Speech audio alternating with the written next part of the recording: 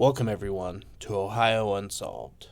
I'm your host, Matthew, and in today's episode, we'll be talking about the murder of Dee Dee Blanchard and her daughter, Gypsy. The daughter has been in the news recently, having just been released from prison. There's been a lot of mixed feelings about her release. This case flew under my radar until just recently, so I figured that now would be a good time to talk about it. So let's just get right into the episode. Everyone sit back, make sure to lock your doors and windows, and get ready for Ohio Unsolved.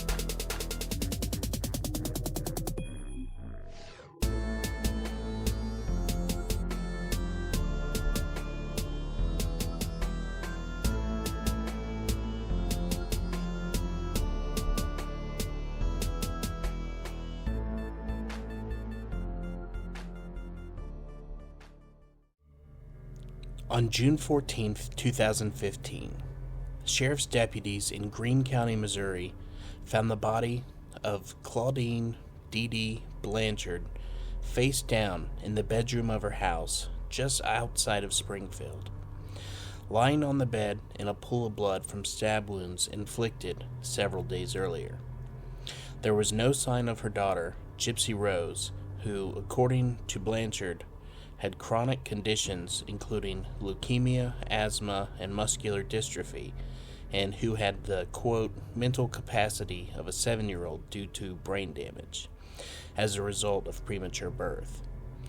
After reading troubling Facebook posts earlier in the evening, concerned neighbors notified the police reporting that Dee Dee might have fallen victim to foul play, and that Gypsy Rose, whose wheelchair and medications were still in the house, might have been abducted.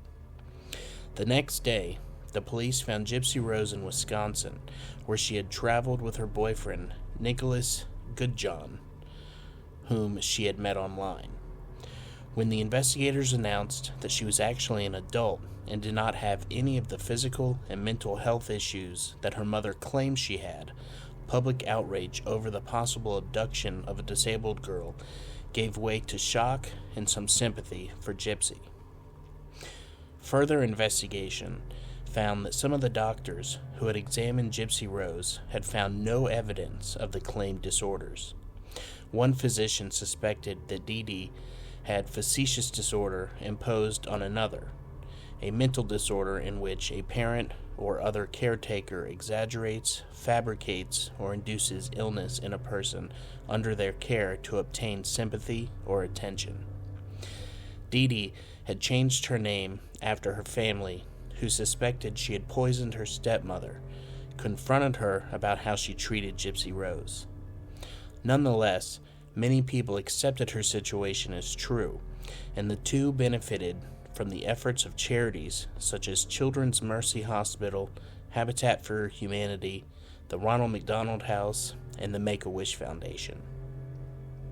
Dee Dee had been making her daughter pass herself off as younger and pretend to be disabled and chronically ill, subjecting her to unnecessary surgery and medication, and controlling her through physical and psychological abuse. Mark Feldman, an international expert on facetious disorders, said that this was the first case he knew of in which an abused child killed an abusive parent. Gypsy Rose pled guilty to second-degree murder and served 8 years of a 10-year sentence. She was granted parole in September 2023 and was released from prison on December 28, 2023. After a brief trial in November 2018, Nicholas was convicted of first-degree murder and sentenced to life in prison without the possibility of parole. Dee Dee Blanchard was born Claudine Petrie in Chack Bay, Louisiana, near the Gulf Coast in 1967, and grew up with her family in nearby Golden Meadow. She was one of 5 children of Claude Anthony Petrie Sr. and Emma Lewis Gisclair.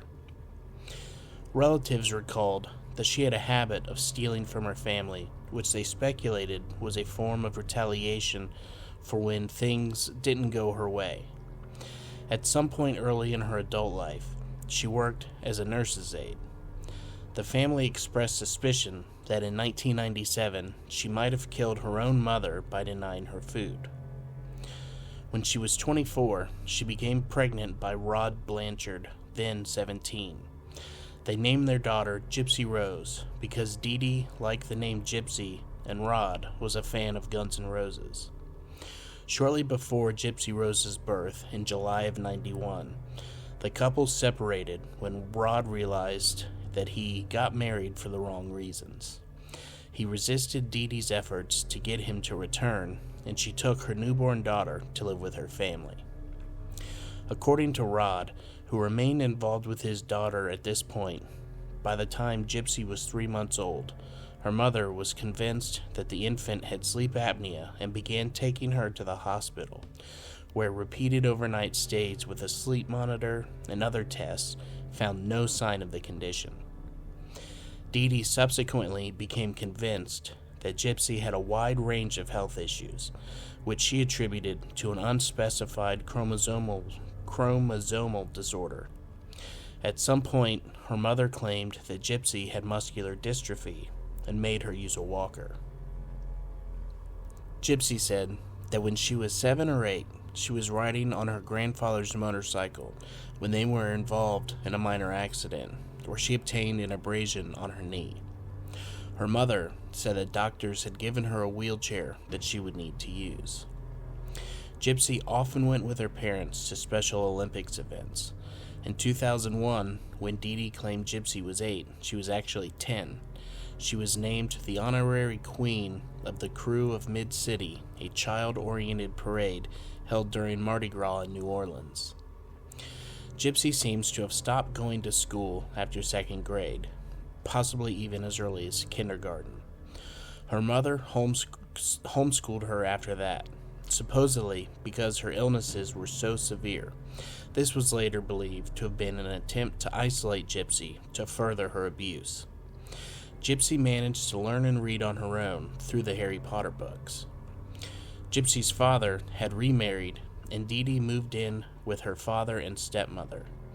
They later said that when preparing food for her stepmother, Dee Dee poisoned it with Roundup weed killer, leading to the stepmother's chronic illness during this period. During that time, Dee Dee was arrested for several minor offenses, including writing bad checks. When the Petries began to regularly confront her about her treatment of Gypsy and express suspicion about her role in her stepmother's health, Dee Dee left with Gypsy for the New Orleans suburb of Slidell. Her stepmother's health soon returned to normal after their departure. In Slidell, she and Gypsy lived in public housing.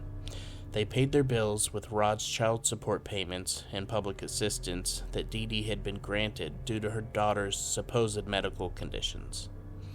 They saw various specialists, mostly at Tulane Medical Center and the Children's Hospital of New Orleans, seeking treatment for the illnesses Dee Dee claimed Gypsy had, which now included hearing and vision problems.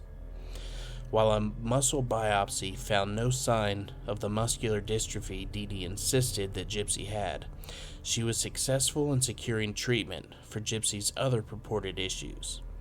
After she told doctors Gypsy had seizures every few months, they prescribed anti-seizure medication.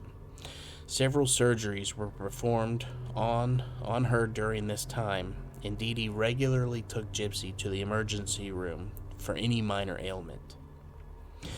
After Hurricane Katrina devastated the area in August of 2005, DeeDee and Gypsy left their ruined apartment for a shelter in Covington set up for people with special needs. DeeDee said Gypsy's medical records, including her birth certificate, had been destroyed in the flooding. A doctor there from the Ozarks suggested that they relocate to her native Missouri, and the next month they were airlifted there. At first, DeeDee and Gypsy lived in a rented home in Aurora in southwestern Missouri. During their time there, Gypsy was honored by the Ole Foundation, which advocates for the rights of feeding tube recipients, as its 2007 Child of the Year. In 2008, Habitat for Humanity built them a small home with a wheelchair ramp and hot tub as part of a larger project on the north side of Springfield to the east, and the two moved there. The story of a single mother with a severely disabled daughter forced to flee Katrina's devastation received considerable local media attention, and the community often pitched in to help the woman who now went by Claudina Blanchard, and whom they knew as Dee Dee. The outpouring of support included many charitable contributions in Louisiana. Mother and daughter had at most availed themselves of occasional stays in Ronald McDonald houses during medical appointments. In Missouri, they received free flights to see doctors at Children's Mercy Hospital in Kansas City, free trips to Walt Disney World, and backstage passes to Miranda Lambert concerts, where she was frequently photographed with Lambert, via the Make-A-Wish Foundation. Rod Blanchard also continued to make monthly child support payments of $1,200, as well as sending Gypsy gifts and occasionally talking to her on the phone. During one call on her 18th birthday, he recalls Dee Dee telling him not to mention her daughter's real age, since she thinks she's 14. Rod and his second wife hoped to get to Springfield and visit, but for a variety of reasons, Dee Dee changed the plans.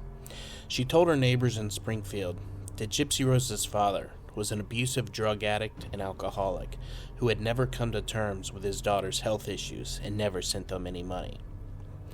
Many people who met Gypsy were charmed by her. Her 5-foot height, nearly toothless mouth, large glasses, and high, childlike voice reinforced the perception that she had all the problems her mother claimed that she did. Dee Dee regularly shaved Gypsy's head to mimic the hairless appearance of a chemotherapy patient, allegedly telling Gypsy that since her medication would eventually cause her hair to fall out, it was best to shave it in advance. Gypsy often wore wigs or hats to cover her baldness. When they left the house, Dee Dee often took an oxygen tank and feeding tube with them. Gypsy was fed the children's liquid nutrition supplement Pediasure well into her 20s. Dee Dee would also use physical abuse to control Gypsy, always holding her hand in the presence of others. When Gypsy said something that suggested that she was not genuinely sick or seemed beyond her purported mental capacity, Gypsy recalls that her mother would squeeze her hand very tightly. When the two were alone, Dee Dee struck her with open hands or a coat hanger. Medical interventions continued. Dee Dee had some of Gypsy's saliva glands treated with Botox, then extracted altogether to control her purported drooling. Gypsy later claimed her mother induced drooling by using a topical anesthetic to numb her gums before doctor visits. The lack of salivary glands, coupled with side effects of the anti-seizure medication she was given, caused Gypsy's already few teeth to decay to the point that the majority of her front teeth were extracted and replaced by a bridge. Tubes were implanted in her ears to control her myriad purported ear infections. Bernardo Flasterstein, a pediatric neurologist who saw Gypsy in Springfield, became suspicious of her muscular dystrophy diagnosis. He ordered MRIs and blood tests, which found no abnormalities. "I don't see any reason why she doesn't walk," he told Dee Dee on a follow-up visit after seeing Gypsy stand and support her own weight. The doctor noted that DeeDee was not a good historian. After contacting Gypsy's doctors in New Orleans, he learned that Gypsy's original muscle biopsy had come back negative, undermining DeeDee's reported diagnosis of muscular dystrophy, as well as her claim that all of Gypsy's records had been destroyed by the flooding. He suspected the possibility of Munchausen syndrome by proxy. DeeDee contrived to gain access to Flasterstein's notes and subsequently stopped taking Gypsy to see him.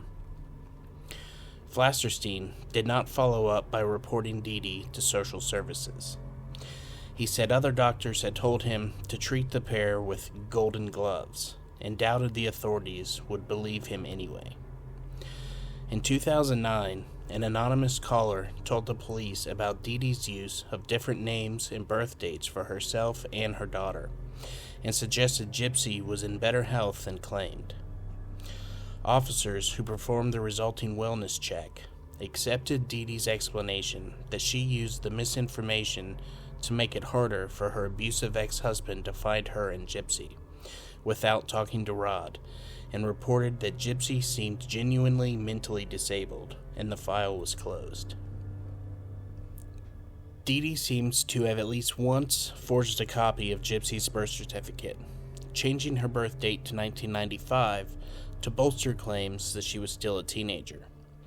Gypsy said in a later interview that for 14 years she was not sure of her real age.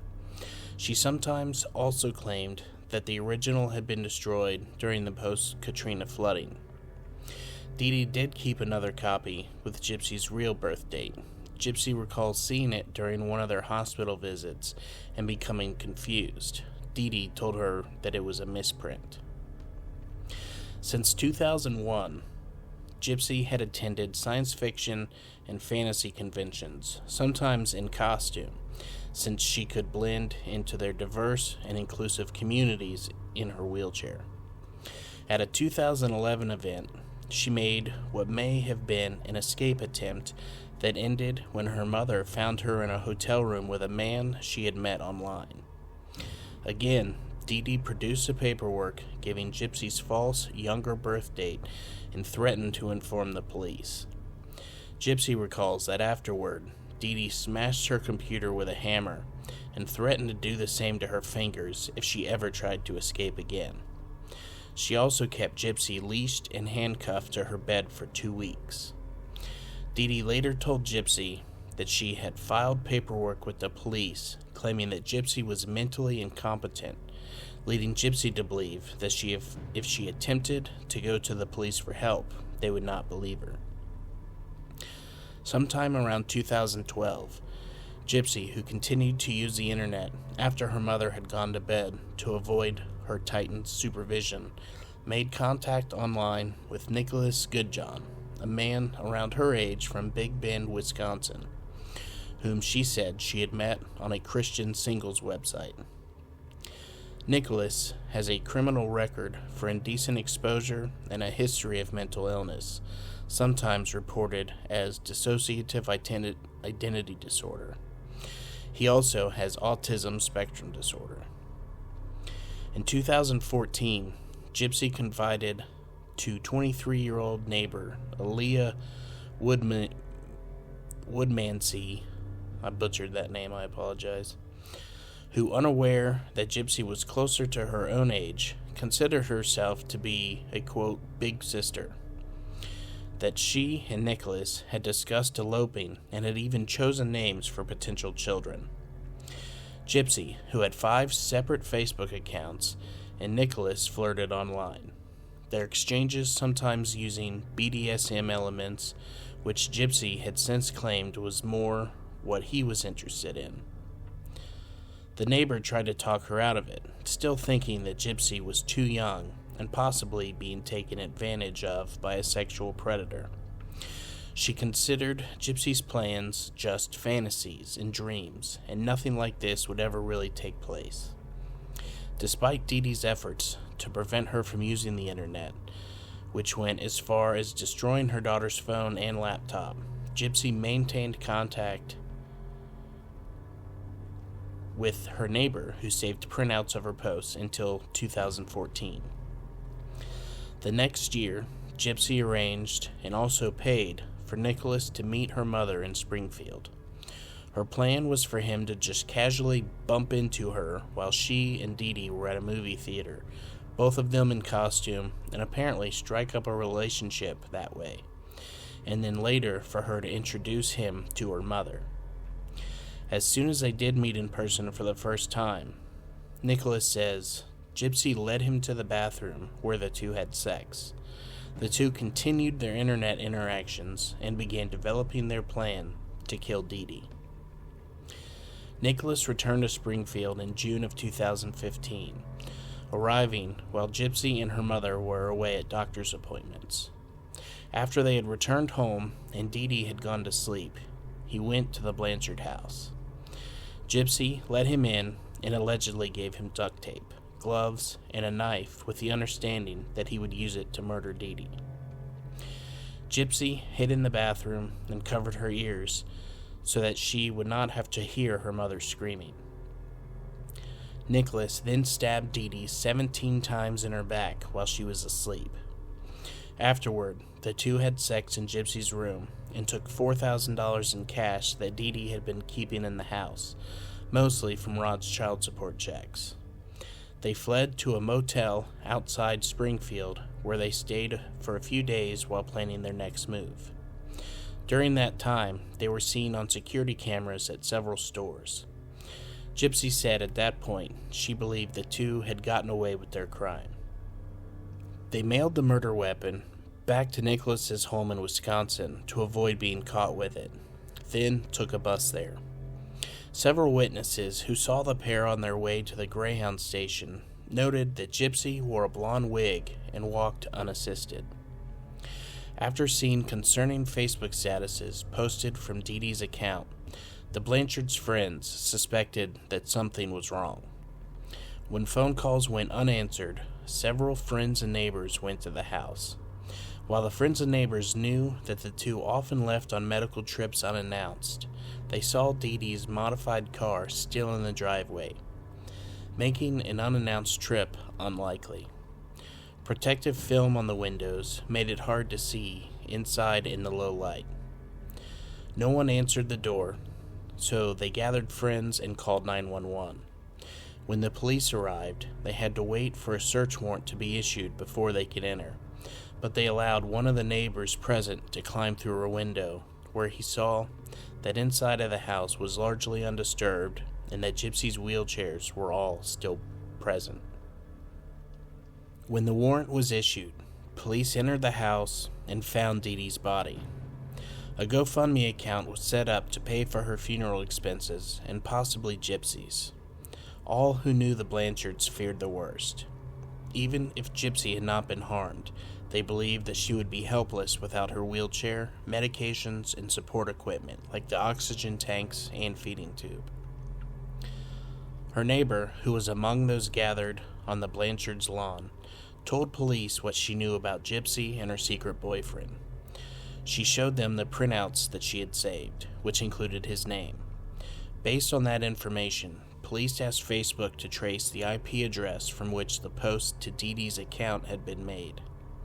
It turned out to be in Wisconsin, and the next day, police agencies in Waukesha County raided the Goodjohn's Big Bend home. Nicholas and Gypsy surrendered and were taken into custody on charges of murder and felony armed criminal action.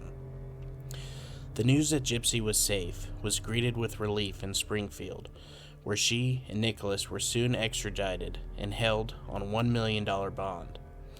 But in announcing the news, Greene County Sheriff Jim Arnett warned, "Things are not always what they appear." The media in Springfield soon reported the truth of the Blanchards' lives, that Gypsy had never been sick and had always been able to walk, but her mother had made her pretend, otherwise using physical abuse to control her. Arnott urged people not to donate money to the family until investigators learned the extent of the fraud. After the disclosure of how DeeDee had treated Gypsy, Sympathy for her as the victim of a violent murder rapidly shifted to her daughter as a long-term victim of child abuse. While the charge of first-degree murder can carry the death penalty under Missouri law or life without parole, County Prosecutor Dan Patterson announced he would not seek it for either Gypsy or Nicholas, calling the case extraordinary and unusual. After her attorney obtained her medical records from Louisiana, he secured a plea bargain to second-degree murder for Gypsy. Gypsy was so undernourished up to this point. During the year she was in county jail, her lawyer told BuzzFeed that she'd gained 14 pounds, in contrast to most of his clients who typically lose weight in that situation. In July 2016, she accepted the plea bargain and was sentenced to 10 years in prison. Nicholas still faced the more severe charge because prosecutors contended that he initiated the murder plot, and he and Gypsy agreed that he was the one who killed DeeDee. He was also more severely prosecuted due to different personal circumstances. Nicholas granted less sympathy and understanding due to a lack of involvement in the abuse. Gypsy's plea bargain agreement did not require her to testify against him. In January 2017, his trial was postponed when prosecutors requested a second psychiatric exam. His lawyers contend that he has an intelligence quotient of 82 and is on the autism spectrum, suggesting that he has diminished capacity. He initially waived his right to a trial by jury, but changed his mind in June of that year. In December 2017, the judge set Nicholas's trial for November 2018. In their opening statement, prosecutors alleged that Nicholas had deliberated for over a year before the crime, while his lawyers pointed to his autism and said that Gypsy had formulated the crime and their love-struck client had just done as she had asked. The next day, prosecutors showed jurors the text messages, sometimes sexually explicit, that Gypsy and Nicholas shared in the week before the murder, often using various personas, as well as the knife he had used to commit the murder. In some of the texts, he asked her for details about DeeDee's room and sleeping habits. These were supplemented by video of his interview with police after his arrest, where he admitted killing her. Gypsy testified on the trial's third day. She said that while she had indeed suggested to Nicholas that he killed DeeDee to end her mother's abuse, she'd also considered getting pregnant by him in the hope that once she was carrying his child, DeeDee would have to accept him. Along with the knife that she gave to Nicholas, she stole baby clothes from Walmart during a shopping trip so she could go ahead with either plan. However, she said, Nicholas never told her what he thought about the pregnancy plan. After 4 days, the case was sent to the jury. Jurors had the option of finding Nicholas guilty of one of the 3 murder charges: involuntary manslaughter, second degree or first degree murder, or not guilty of any of them. After approximately 2 hours of deliberation, they returned with a verdict, and Nicholas was found guilty of first-degree murder and armed criminal action. In February 2019, he was sentenced to life in prison for the murder conviction, the only possible option since prosecutors had declined to seek the death penalty. Nicholas asked Judge David Jones for leniency on the armed criminal action charge, which carries a minimum sentence of only 3 years, saying that he had fallen, quote, blindly in love with Gypsy. He received a sentence of 25 years on that charge, which is concurrent with the life sentence.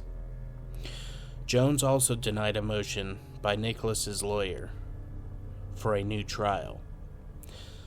His lawyer argued that the jury should not have been allowed to hear that Nicholas had considered raping DeeDee on the night of the murder.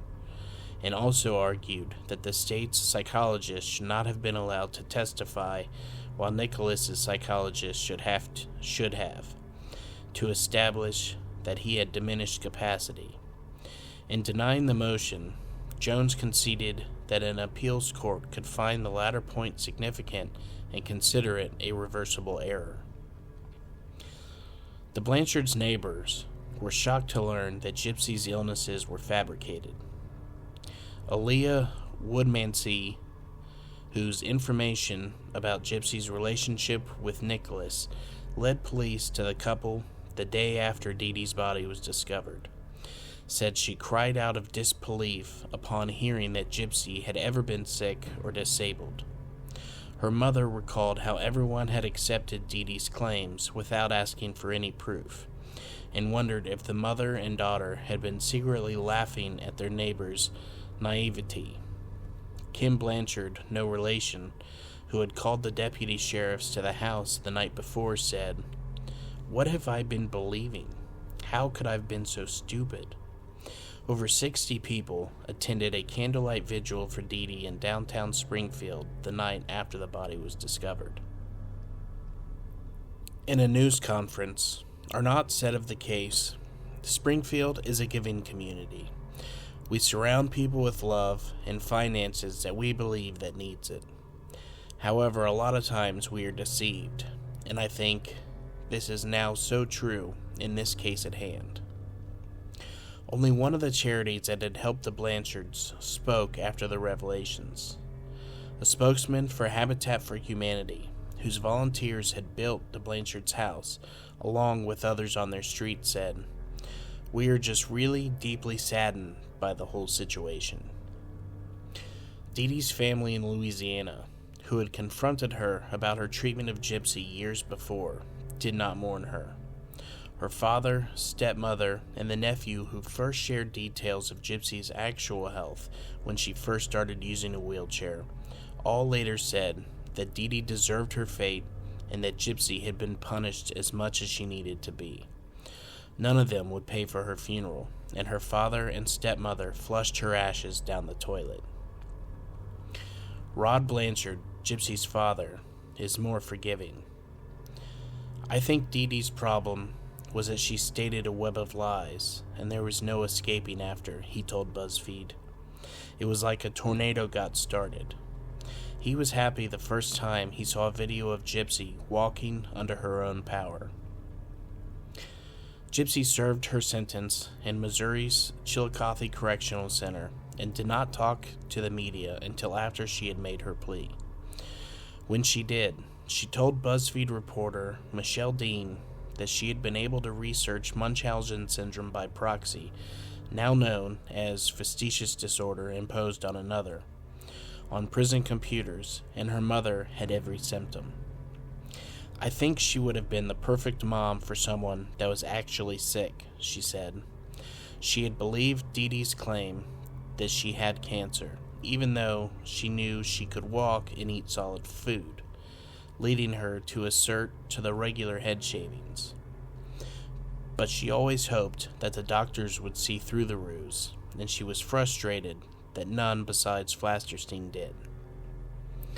When Dean asked her what made her want to escape her situation, Gypsy recalled the 2011 incident at the science fiction convention, which made her wonder why she was not allowed to have friends like others her age. While she said that Nicholas took their idle discussions of murder into reality, she accepts that she committed a crime and has to live with the consequences. Nonetheless, she has said that she hopes to help other abuse victims. Victims of Munchausen by proxy abuse often avoid doctors and hospitals in their later lives because of lingering trust issues, according to expert Mark Feldman.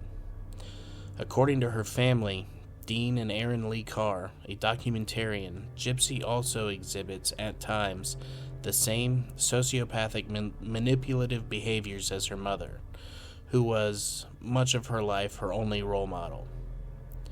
She is already psychologically really compromised, and she's going to need as much family underpinning and support as she can get. Feldman told Vulture after viewing Carr's documentary, Mommy, Dad, and Dearest, in which he appears. He also points out that post-traumatic stress disorder is likely to be an issue in her continuing development. I hope they find someone, wherever she chooses to settle, who is willing to provide supportive psychotherapy. On June 27, 2022, Gypsy married Ryan Scott Anderson. On September 29, 2023, the Missouri Department of Corrections confirmed that Gypsy had been granted parole and she was released on December 28, 2023, after serving 85% of her sentence per state law.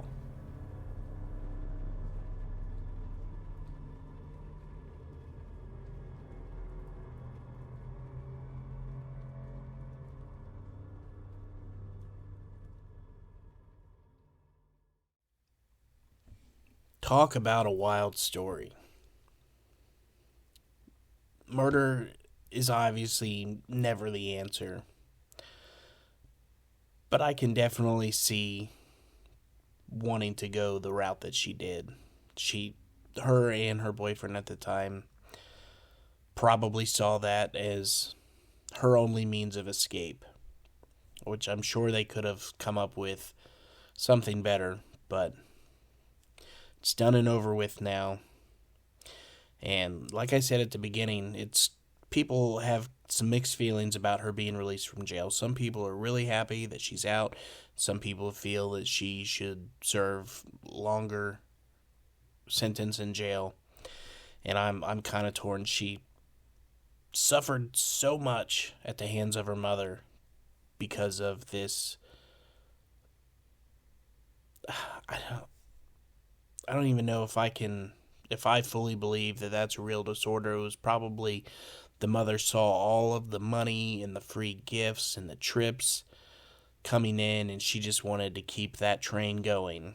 And the only way she could do it was to keep letting people believe that her daughter was sick. What do you guys think? But that is going to do it for today. Thank you everyone for listening, and I hope that you enjoyed this story. If you did, could you please rate and review on Spotify and Apple Podcasts? A 5-star rating really helps others to find the show. And don't forget to join us on Facebook, follow us on Instagram, and subscribe on YouTube.